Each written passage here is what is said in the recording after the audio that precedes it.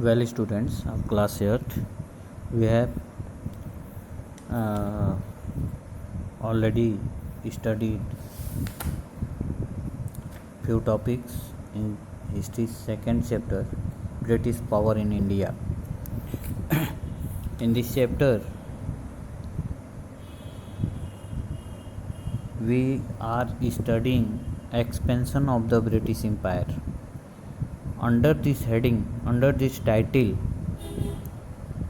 there is we have already studied some war like Anglo-Mysore War, Anglo-Maratha War, Anglo-Sikh War, and thereafter Sindh and Afghanistan. We are going to study about Sindh and Afghanistan. So, the Amirs of Sindh signed a treaty in 1809 and promised to the British that they did not to let the French pass through their empire, and the British promised not to transport arms through Sindh, and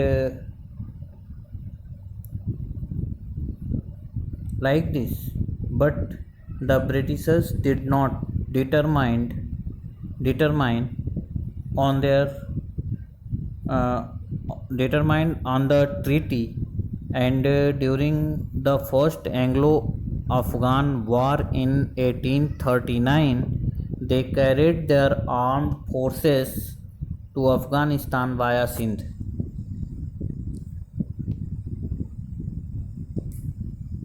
Charles Napier was fully annexed Sindh in 1843.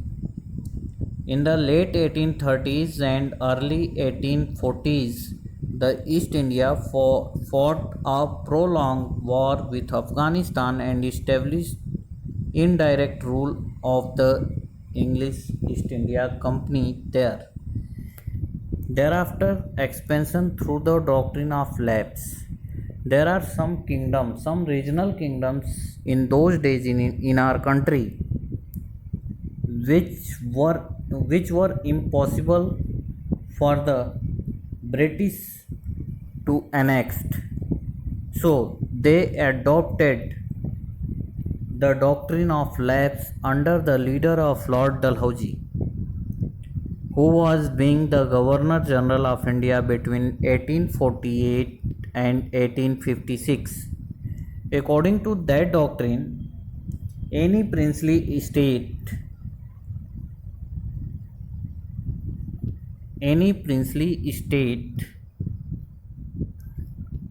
would automatically annexed by the British if the ruler was incompetent or had died without a direct heir. Means if the ruler had no heir, no ancestor, no successor, then that territories would automatically annexed by the British. This took away a long established right of an Indian ruler without a heir to choose or adopt a successor. The company annexed the princely state of Satara in 1848, Jaipur, Sambalpur in 1849, Nagpur, Jhansi in 1854, and Awadh in 1856. Using this doctrine,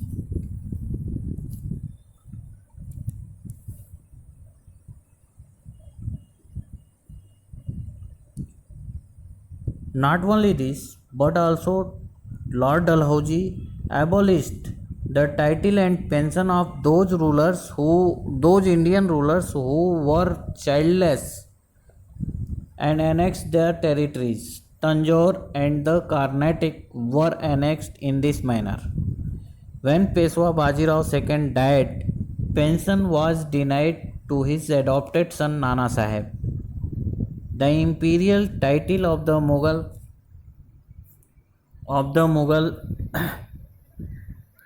emperor was abolished after Bahadur Shah II. Thereafter, administrative structure under the British. After the conquest of Bengal, the British Parliament passed a number of acts. The first important act was the Regulating Act of 1773. This act placed the actions of the directors of the English East India Company under the supervision of the British government. Thereafter, Pitt's India Act 1784.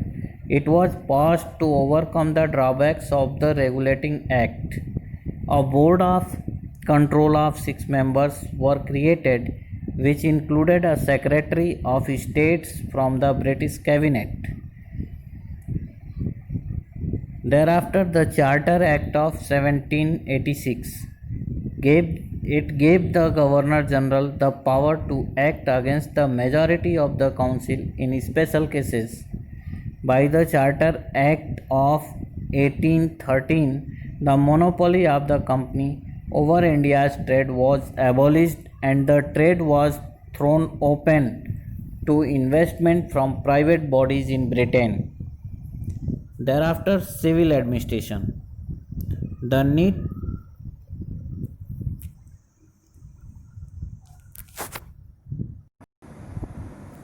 Yes, the civil administration. The English East India Company started acquiring vast territories in India to set up a civil administration. Lord Cornwallis, who was the Governor General of India at that time, regarded as the father of Indian civil administration, he set up the structure of an independent civil service. Cornwallis stopped the practice of private trade and replaced the corrupt, disloyal, and self-seeking officials with well-educated, honest, well-paid civil servants loyal to the English East India Company and later to the British Empire. He also raised their salary to rupees 1500 per month. After him, in 1800, Lord Wellesley established Fort William College in Calcutta to train civil servants in local languages and customs. Thereafter, from 1853, all recruits had to go through a competitive exam in order to qualify for the civil services. The ICS Act of 1861 established the Indian Civil Service. Thereafter, history in depth. In 1863, Satyendranath Tagore, the elder brother of Rabindranath Tagore, became the first Indian to successfully qualify the ICS exams. The judicial system. Prior to the British rule, the basis of the traditional laws of the Indian people. In case of the Hindus, the Shastras, and in case of the Muslims, the Shariat was the basis of justice. In 1772, according to the system of justice established in each district was to have two courts, a criminal court and a civil court. While civil courts were presided over by the English East India Company collectors and the criminal court were left in the hands of the native like Qazi and Muftis who work under the supervision of the collectors. Under the Regulating Act of 1773, the Supreme Court was established in Calcutta with Elijah Impey as its Chief Justice. In 1793, the famous Cornwallis Code was complied for the guidance of the officers of new judicial services.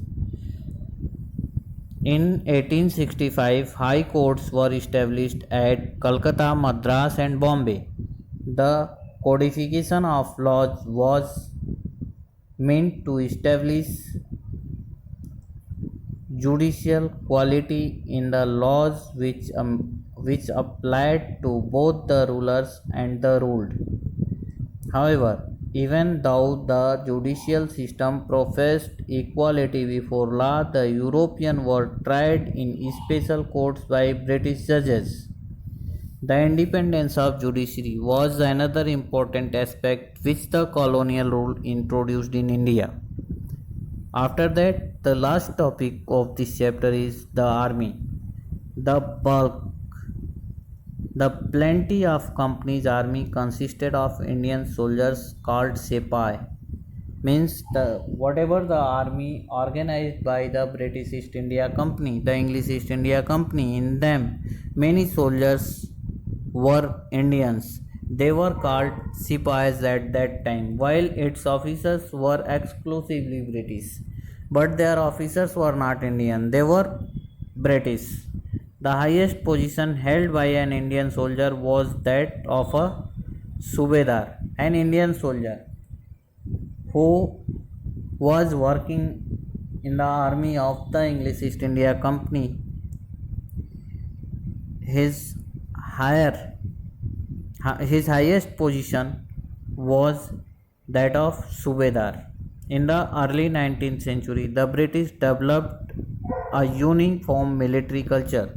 Soldiers were subject to a European style of training, irrespective of their castes and communities. Thank you. After that, I will give you the exercises of this chapter.